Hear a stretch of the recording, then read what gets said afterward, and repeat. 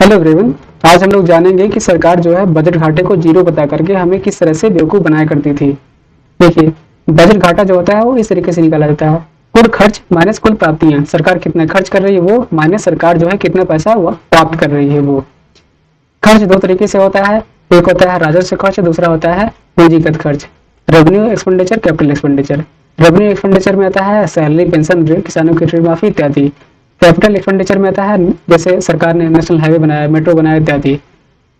प्राप्तियों में आता है रेवेन्यू रिसिप्ट और जो है कैपिटल रिसिप्ट। रेवेन्यू रिसिप्ट में आ जाएगा टैक्स, दूसरा आ जाएगा नॉन टैक्स।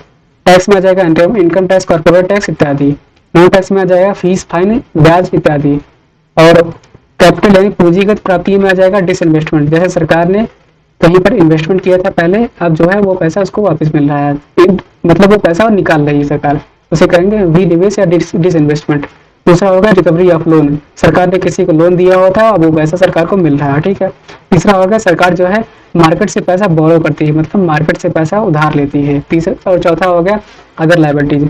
लाइबिलिटीज का मतलब होता है देयता, मतलब सरकार ने किसी से पैसा लिया हुआ था और वो पैसा सरकार को चुकाना है, ये उसे कहते हैं देयता, ठीक है। तो मान लीजिए रेवेन्यू एक्सपेंडिचर से 100 रुपये आ गया खर्च, और जो है कैपिटल एक्सपेंडिचर से आ गया 100 रुपये का खर्च मेट्रो और जो है नेशनल हाईवे इत्यादि बनवाने में, ठीक है।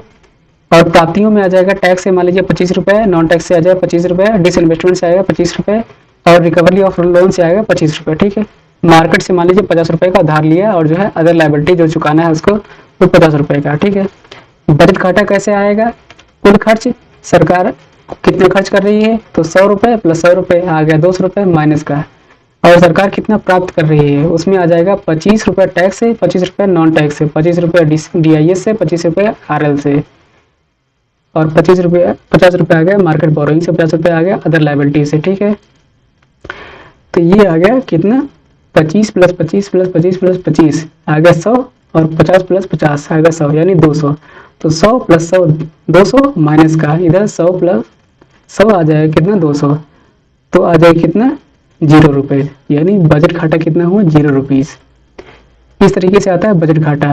लेकिन सरकार जो है, जो पैसा सरकार मार्केट से उधार ले रही है, यहाँ पे देखिए मार्केट बोरोइंग, तो सरकार जो पैसा उधार ले रही है, सरकार को कह रही है कि ये जो है हमारी प्राप्तियां हैं, यानी ये जो है हमारी इनकम है।